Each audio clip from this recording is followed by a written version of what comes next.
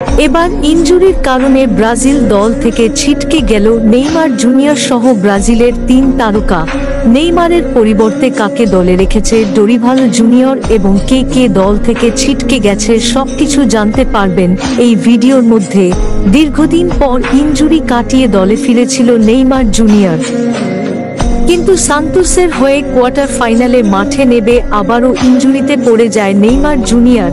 নেইমারের পায়ে চোট পেয়েছিল, তখন ইনজুরিটি ততটা গুরুতর ছিল না।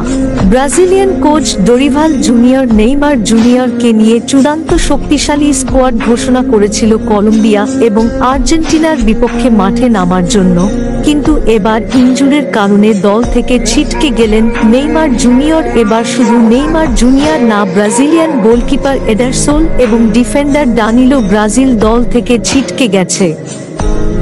এই 3 জনের পরিবর্তে কাদেরকে দলে ডেকেছে এক নজরে দেখে নিন।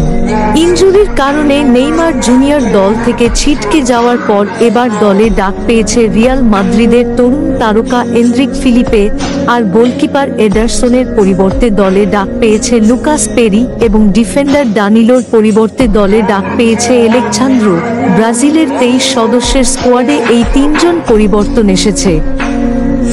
আগামী 21শে মার্চ কলম্বিয়ার বিপক্ষে মাঠে নামবে ব্রাজিল এবং 25শে মার্চ আর্জেন্টিনার বিপক্ষে মাঠে নামতে যাচ্ছে ব্রাজিল। এই 2 ম্যাচ সামনে রেখে দুঃখের সংবাদ পেল ব্রাজিল ভক্তরা।